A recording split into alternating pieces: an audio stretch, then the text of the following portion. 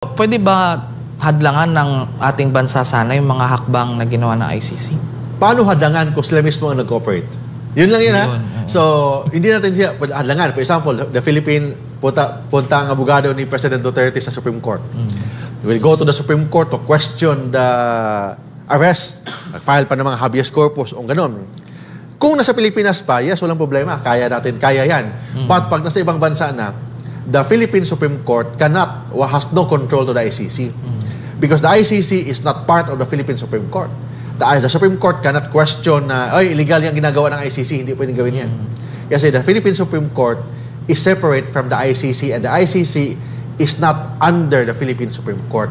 So, kahit na gawin ng Philippine Supreme Court na unconstitutional yung ginagawa ng ICC, is not enforceable.